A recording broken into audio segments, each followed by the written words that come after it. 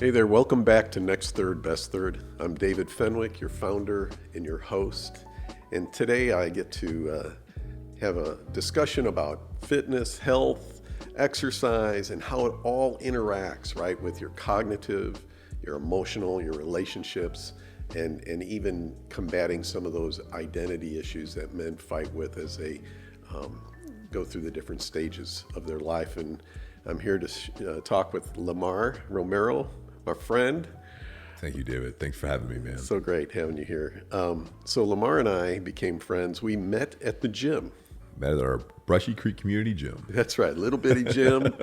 And, Lamar, it's interesting because I'm a pretty good observer of people. And I still remember when I first saw you, and I just knew that you were this quality guy. And I saw you working out with a younger guy.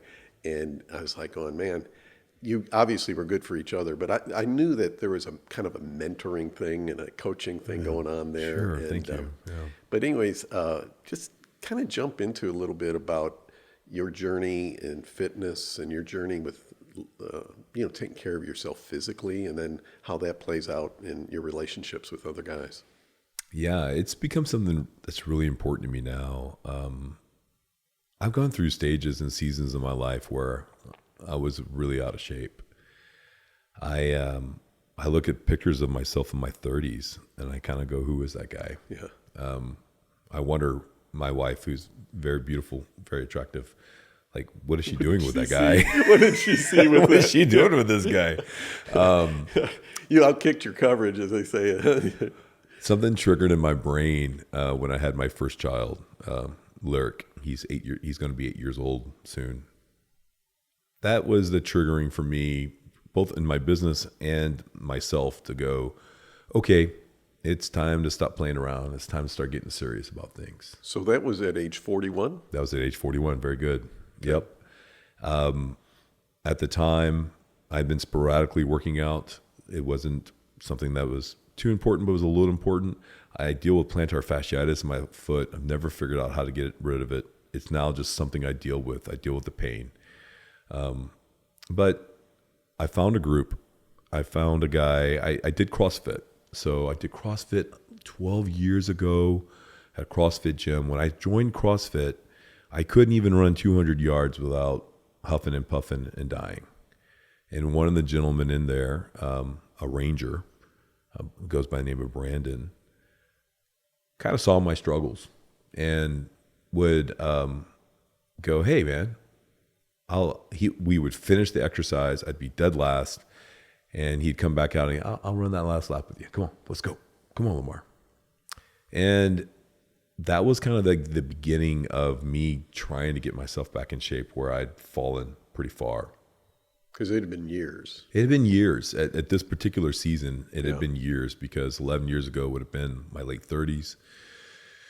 And then my wife and I did that together, and that was really important too, to have a partner to want to do that with. But my budding relationship with this gentleman, many years later, that kind of ebbed and flowed. And then right before COVID, or during COVID, he came to me and said, hey, I've got a group of men working out in my house. It's CrossFit style.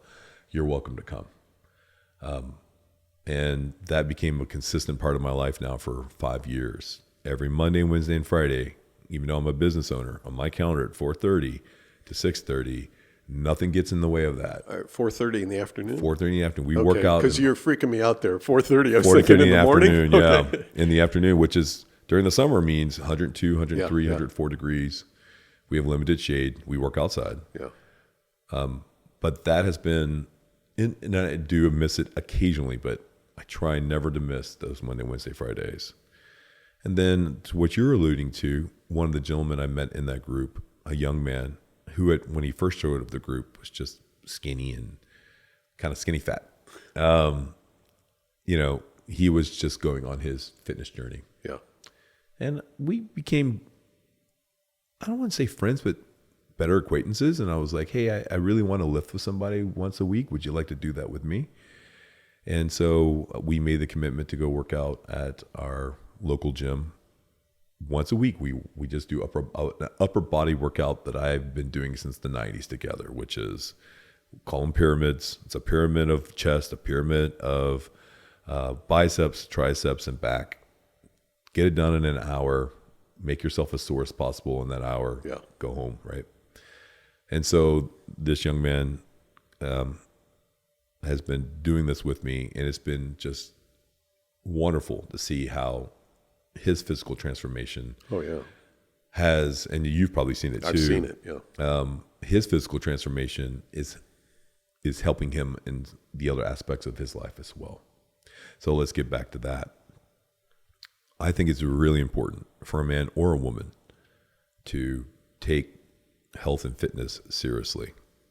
In this country, in this world where there's fast food everywhere you turn, and we have sedentary lifestyles where we sit in chairs behind computers, it is so important to stimulate your physicality. It is going to help with your mind clarity. It's going to help with your emotion regulation. You know, some of the best days of the gym is when I'm angry. Yeah. Something bad has happened at the business, and I go to my CrossFit with my guys, or I go to the gym with Kyle on Thursdays, and I have some of the best workouts. It's a very positive way to help in this world to not only look better, but feel better about yourself, be more in control, and to be able to have better relationships with people. That's so good. I know that when I started, you know my story, when I was devastated a little over 6 years ago and I recommitted to my physical health, I did it just out of self-care. I did it just as some of the work to keep me sane. Sure, man. You know, keep me going forward, right? And it made such a difference. And how old are you, David? I'm 66. You look great, man. I mean, shoot, I want to grow up to look like this at 66, brother. Okay, well, that's I appreciate the compliment. But yeah, I'm very intentional about it, right? And the thing that you mentioned, you started at a point where you hadn't worked out for a long time. So you're around 40 years old, and you started to really get serious, 41 years old. And I look at you now, and you're in amazing shape. And so many times, and again, man or woman, doesn't matter, but most of our followers here are probably guys, you know, and so trying to speak into their lives saying, first off, it's absolutely critical that you exercise. Absolutely critical. I mean, bar none, if you know, you got to do it. A lot of guys feel like, well, where do I start? Or I'm too old, or I haven't done this, or I've never done it, you know, that kind of a thing. All the worst reasons why not to start. You know, it's like jiu-jitsu. They say the hardest time of jiu-jitsu is just showing up, right? You just got to show up somewhere. I will say it is very hard to do it on your own, though. Yeah. I see a lot of guys, even at our gym, who work out all the time by themselves. Only one or two guys have mastered it. The rest of those guys really could use a partner. Yeah. I need a partner. I need somebody to hold me accountable. As much discipline as I have, and owning my own business and doing the things I need to do, I will not go do the things that I'm asked to do at a 4:30 workout, like run or do double unders. I'm not going to do that on my own. And Brandon is not programming that into my program. I'm like, 30 double unders around, dude? Are you freaking serious? He's like, you know, suck it up, Buttercup. That's what we're doing for 12 minutes, right? Yeah. That kind of direction is important. Yeah. And you have to have somebody in your life, I think, that can do that for you. I don't know who does it for Brandon. He's a ranger. He's just built that way, right? But for us and the rest of the men that go to the class, and occasionally some women will join us from time to time, that's really important. And I like to be done falling down on the ground, breathing like I can't catch my last breath, because I left it all out on that field. That's good. You know, you say that about being alone, and I work out by myself, right? And, yeah, you do. And you're one of the guys that does it well. Well, thank you. And but I do realize, and just being transparent with everybody here, is there's days that I go and it's just, you know, I'm kind of just like mailing it in, you know. That's right. I am showing up. That's right. But I'm mailing it in. And if I had somebody, you know, like you know, with Kyle, yeah, you know, who could really spur me on, and because I don't go to the extent, I've watched you guys, right? And I've seen the progression. I see the weights. Those weights are a lot heavier now than they were a year ago. They are. They definitely are. I mean, I'm amazed at the weights you guys move. I'm I had heard it said, I think it was Peter Attia, and he says that one of the greatest things you can do for your cognitive health that's been studied, he's a great researcher, he said is lift heavy weights.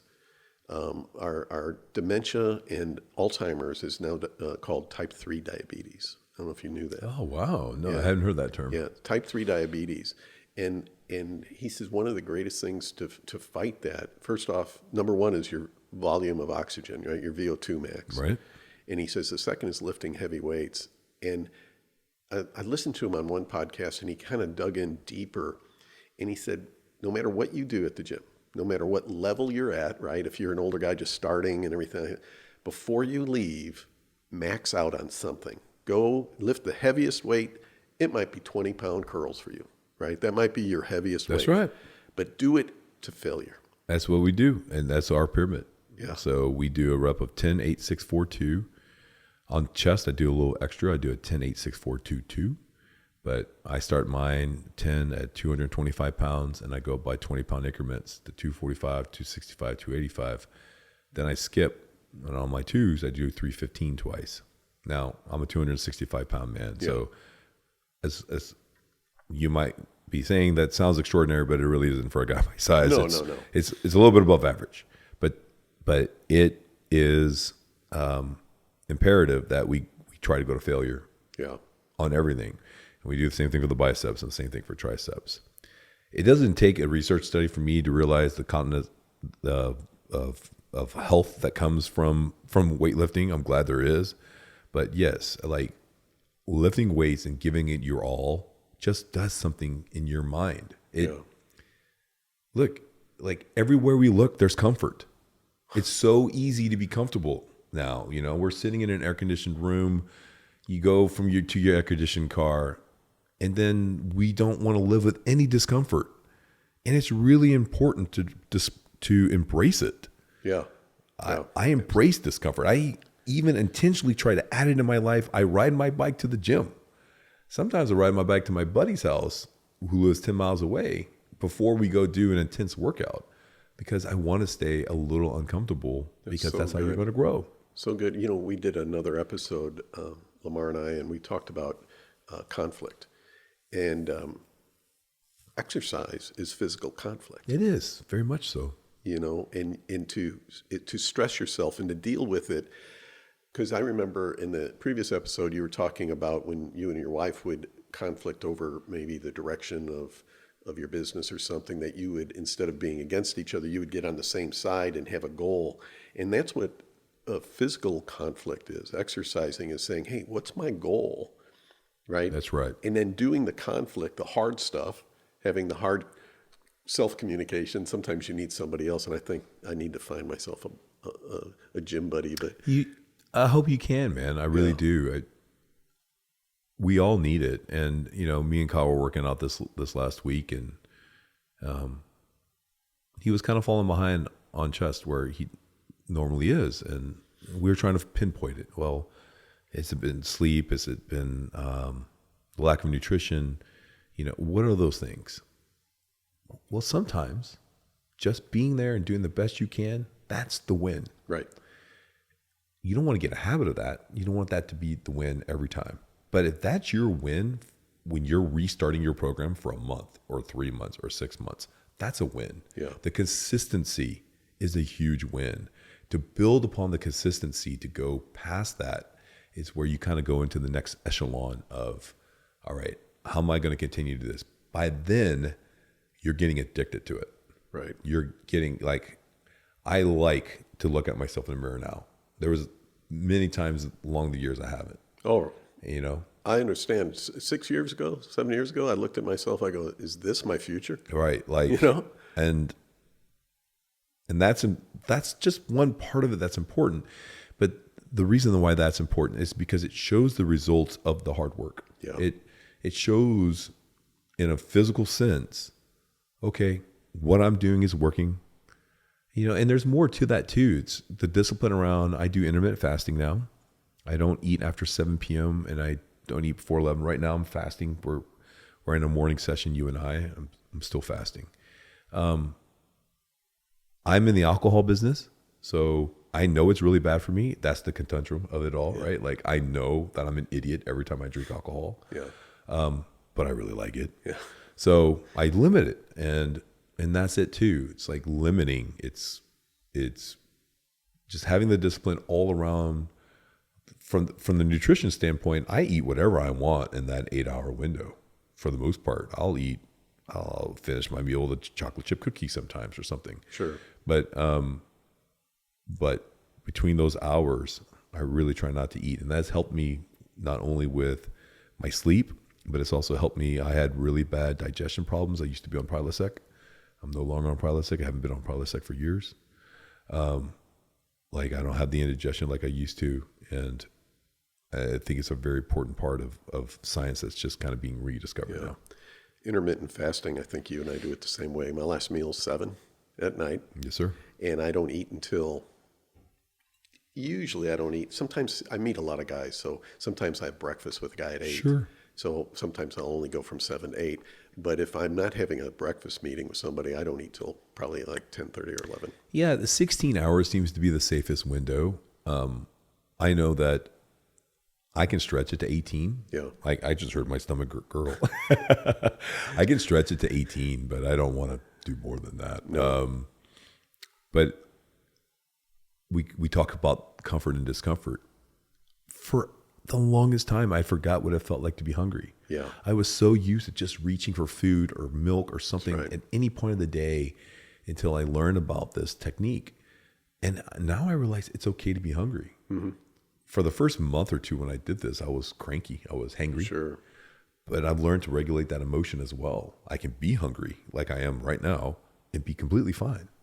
And in fact, it almost gives you a stimulated response. Right. Like I feel more awake. I'll only drink black coffee when I intermittently fast.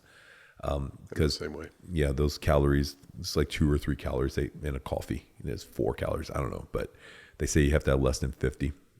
So I'll just have the black coffee. But when I start to hit that real point where I'm getting hungry, I can feel almost like an energy boost in my mind. Sure.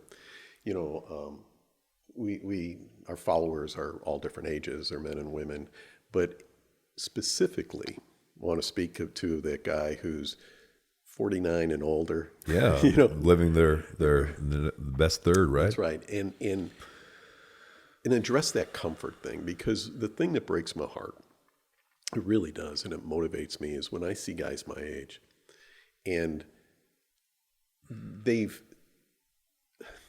I don't want to say gave up, but they're extremely complacent and they're nurturing that comfort level. Let's just be brutally honest, man. They've given up. They've given up, right? And so my hope is to motivate them. So, one of the things we talk about, I want to get guys dreaming again. That's great. I love that.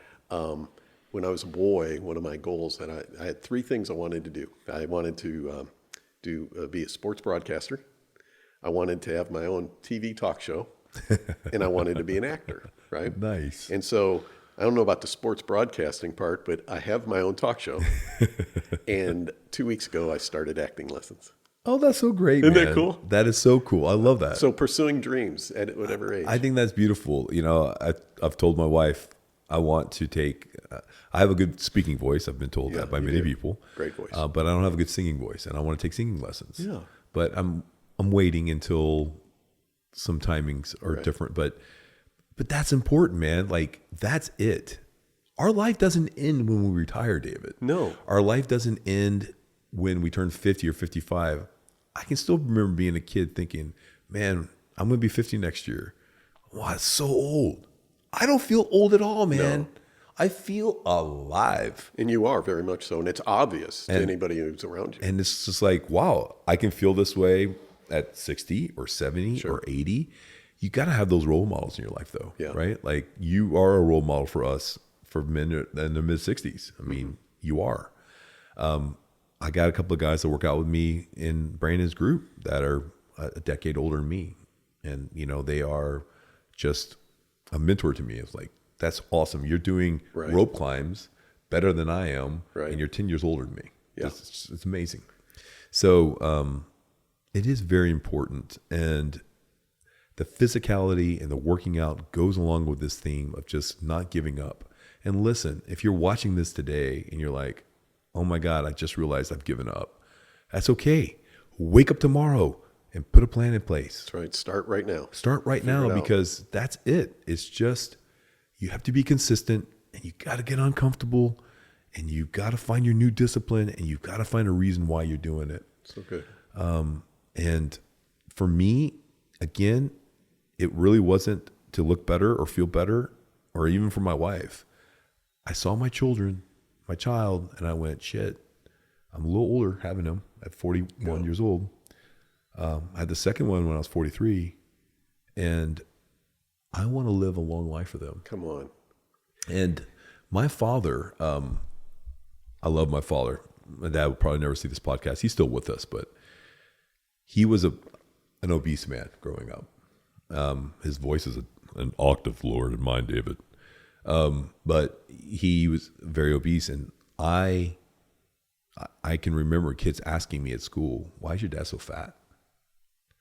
And one day I approached him and I said, Dad, these kids are teasing me because you're fat. And he's like, well, son, people think that fat people are lazy. So that's not the case, because it wasn't. He worked 60 hours a week at a chemical engineering plant in Corpus Christi, Texas. He just didn't have any goal of realizing that if he could improve upon that part of his life, if he could take time out, that his whole life would just be better. Yeah. It just never really occurred to him in that generation Right. to do that. And I told myself, I'm not going to grow up with my kids going, your dad's fat. Right. Because that is my tendency. If I don't work out and eat right, I'm going to be huge. You're a big bone guy. You're I a big already guy, am. Like yeah. 265 pounds at 6'0" is a lot of weight for a 6'0" man.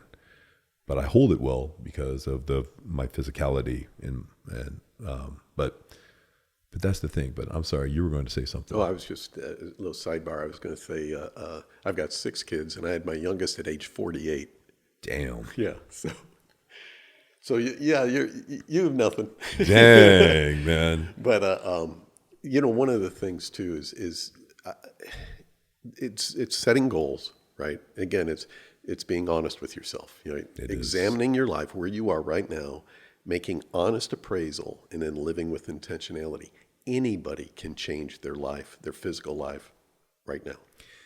Absolutely, man. I couldn't agree with you more, and I think it's a huge epidemic here in the nation. When I see obese old people that are waddling and having a hard time walking up 3 steps, I think it adds to our healthcare crisis. Right. There's just so much that we can be doing as our own people, as our own selves, to not only better our lives, but to better our lives around us. Yeah. Because that's also what it bleeds into. It's like you're going to be less of a draw in the healthcare system, right?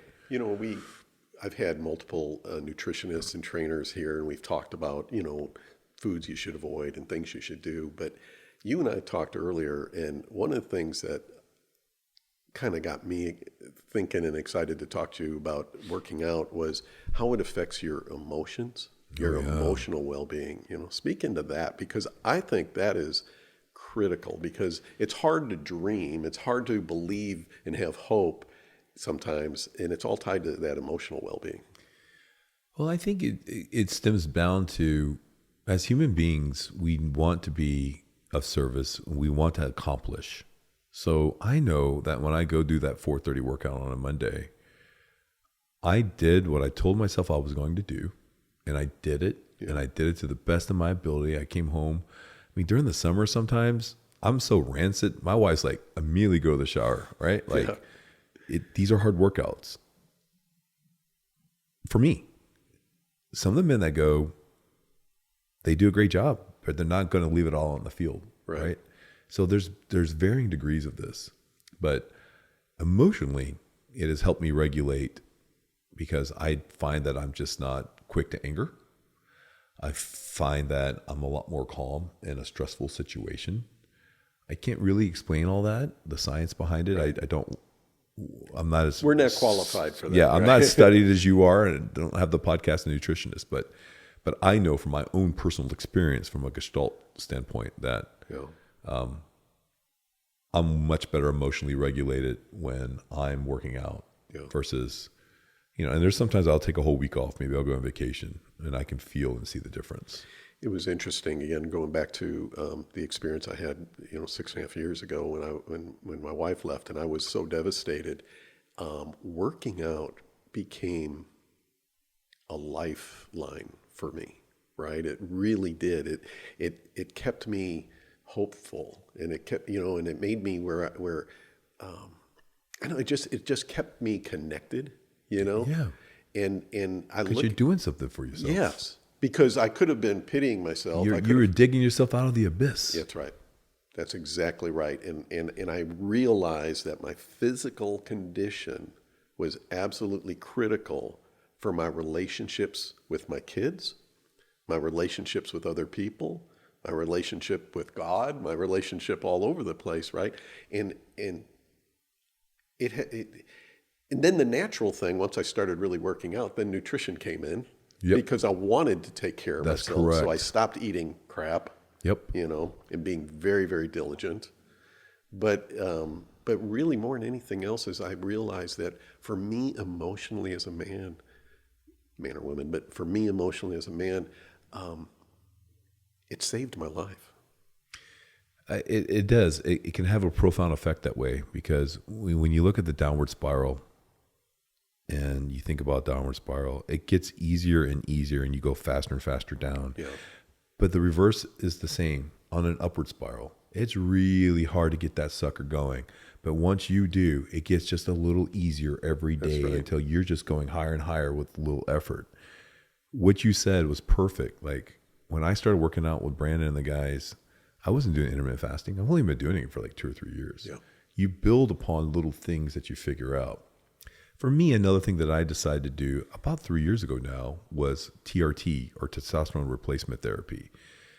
We grow up, we hear about guys doing steroids, they're roided out, all this stuff. But today in the modern science, a lot of us gentlemen, once we hit 45 and older, we're not producing as much testosterone. I went and got tested, and mine was at such a poor level, I was like a 65-year-old man biologically. And I'd been wondering, because I'd been giving a lot of effort to these workouts and nothing was changing. So I go to a clinic called Ageless Men. There's other ways to get it, but I go there once a week. I get a shot. The important part is I get blood work every 3 months. So I'm following my blood trail now. I've got a spreadsheet for 3 years of blood data. I track my liver enzymes. I track my sugars, triglycerides, cholesterols, everything. And is that all done through the clinic, or is all that's done through the clinic? Okay. It's a part of the cost. It's very affordable, actually. I guess I'm doing a commercial for them, but there you go. You can support the channel. yeah, Ageless Men, y'all should support this channel. This channel is for y'all. But my wife was completely dead set against it at the beginning. She's like, absolutely not, no way. And I went and talked to one of the nurses, because that's what they do. They give you like a free consultations and all that. She's like, bring your wife in. So I brought Laura in. Laura's sitting there listening. She's like, all right, let's just try it for maybe a couple of months. Within 6 months of me doing TRT, my weight didn't change at all, but my energy was off the roof. Wow. Now I was going to workouts and I was really falling down on the floor at the end. Now I could see my bench was increasing considerably, and I lost 6 inches around my waist. Really? Without even losing a pound. So I'm about 265 right now. Yeah. I have been forever. I still am, but now I'm in like a 40 pant where I was in like a 46 or something like that before. But it helped regulate my emotion. It helped regulate my sleep, definitely my sleep. And the side effect for that was I had to get a CPAP machine, because I was having such deep sleep now that I was snoring and I was waking up my wife. So I had to get a CPAP, and I did that for her. Because I don't like using it, but actually I've gotten used to it. It's fine now. And then the other side effect is it produces red blood cells really fast. So I have to give blood more often. So, donating blood, it's not necessarily a bad thing. And I'm an O. So those have been the only side effects I've felt over these last 3 years that have been negative. Everything else has been completely positive. So, you know, and I'm not saying everybody run out and go do that and your life's going to change dramatically. It was a part of the process. Right. Starting to work out, going up that upward spiral, regulating that nutrition just a little bit better, cutting down the alcohol. Oh shit, intermittent fasting, that's a cool science. Let me try that. I can only get away with 12 hours at the beginning, man. I mean, I'd stop eating at 9 p.m. and eat again at 9, starving. And then the TRT. So you add these little layers as you progress, and you come to a place where you're enjoying it, you crave it, you want it, you're not going to miss it, because you know it's going to affect your own self-worth of, man, I knew I should have been at that workout, but I chickened out because it was raining outside or something. Yeah. It all just kind of comes together, but it starts where it starts. You just got to start. You got to be consistent. You have to have the discipline. You know, I read a book when I was 50, and I've alluded to it here on previous episodes, but it was a book that was called Younger Next Year, and it was written by this attorney and his doctor, and his doctor was a researcher and gerontologist and everything. And this guy was not an athlete, heavy drinker, you know, he's out there, mover and shaker and everything. And he did ski. That was one thing he did, is snow ski. But he set a goal for himself because his personality wasn't super disciplined. His personality is probably a lot more like mine, you know, that's hard to be disciplined. And he decided, instead of saying, okay, I'm going to do this every week, I'm going to do this, he said, I'm just going to be younger next year. Cool. And so he started it, but that was gave him his intentionality, right? And he did exactly what you're describing. Before long, he's in the gym all the time, changing his eating, almost quitting drinking, sure, you know, cutting back. And he literally, I think he's still going, and he's got to be in his 90s by now because he started writing that book in his 70s. That's what's really cool. Like, I'm 49. I pray to God and hope that I will still be doing it this way when I'm 70 or 80 or 90. Yeah. That's the hard part, right? When we talk about the intentionality, and that's what I love about the program that you've put together, is we as men especially have to find ways to continue to grow and change and grow and change and grow and not get complacent. Right. You know, I've got people I love in my life that sit around and just watch TV all day in their old age, right? And refuse to learn any technologies. Man, like, you can't. No. You've got to keep up with the world. You can't say, oh, it was so good back then, you know. You've got to keep up with the world. And that's what those folks have taught me. Yeah. You know, I'm learning that that's not the way I want to see myself when I'm that age. Yeah. The people I want to see myself with are people like yourself. And I used to go to this networking group called the Metropolitan Breakfast Club here in Austin. It's mostly older people, but these older people love life, and they're all most of them were retired. But they show up at 7:00 in the morning on a Wednesday to watch a speaker and network with each other. So good. Like, that's it. And that's what really drew me to you and your program, is like this living intentionally. We'd all just be happier, fuller lives if we did that. You said something earlier. You're talking about how we surround ourselves, we pursue being comfortable. To live this life, you have to purposely be uncomfortable.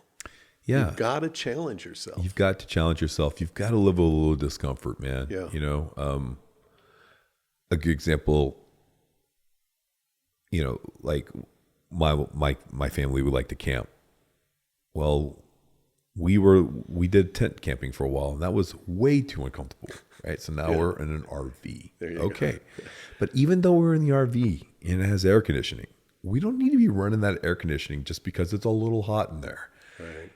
Getting just used to a little discomfort, I think it's really important. And I do it with my kids too, because they're like, Daddy, it's so hot. I'm like, cool.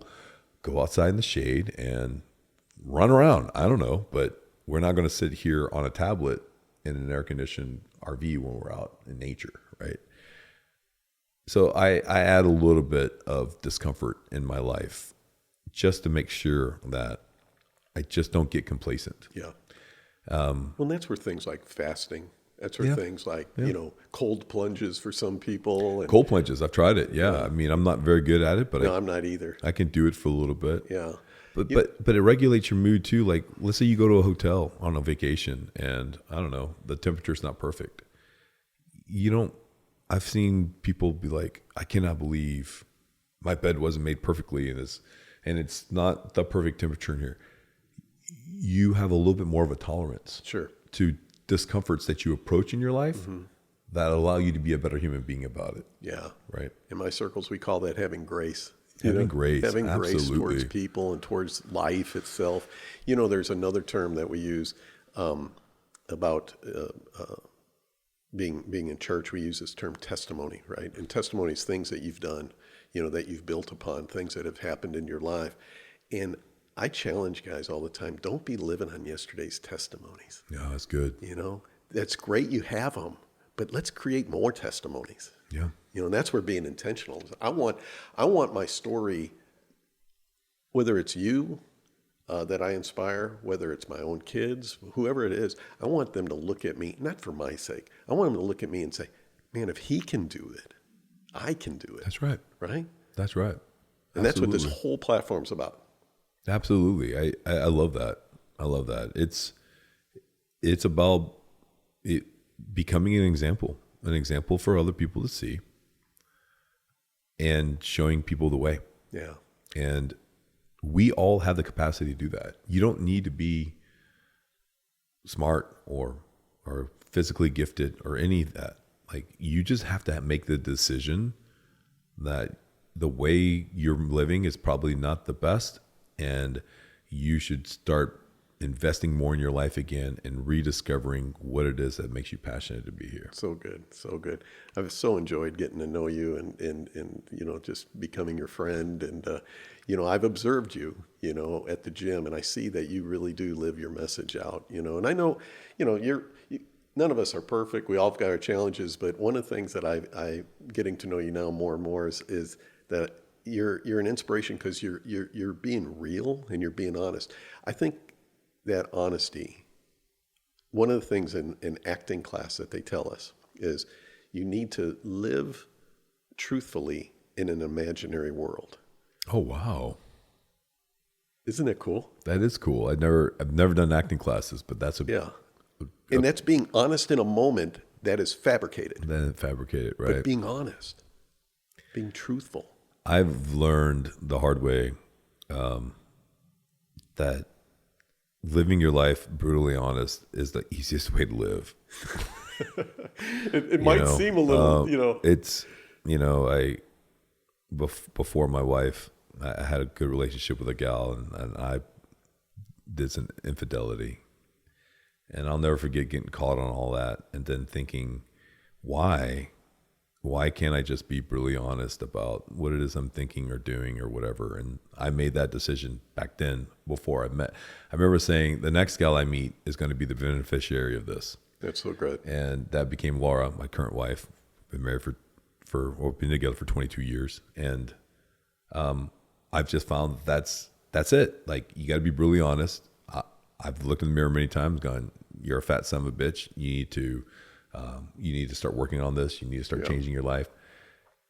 You just got to be honest. And I'm happy you see that. But yeah, I just don't know how else to live. No, I'd be a horrible actor. Well, that's so good. But really what it comes down to, and you've said this earlier, either today or previously, but you talked about, really loving others, seeing people and operating out of that love. Brutal honesty, brave communication, all those things come from actually loving the person. Oh, wow. That's a great revelation. Yeah, I mean, I try to be a force of good in the world. Like, that's important to me. I'm not perfect. I make a lot of mistakes. I do a lot of stupid shit. But I try. And when I come into relationships with people that I really love, I try to be as helpful or fostering in those relationships as I can be. That's great. And that's something I really enjoy working out with my buddy Kyle, because watching him get way stronger than me has been, and even though he's so much skinnier, or weighs less than me, it's been awesome be like, oh man, now you're 20 pounds ahead of me in biceps. Great. Okay, I really got to step it up. Yeah. Yeah, it's cool. Well, I appreciate your intentionality and your approach towards life. And you have this infectious personality, and I love that about you. So thanks for being here today. Thank you, David. I appreciate the opportunity. So thanks again for joining us. We'll see you next time. Do me a favor, hit subscribe if you haven't, share, comments help, anything like that will help us bring more messages like this to more guys. See you next time.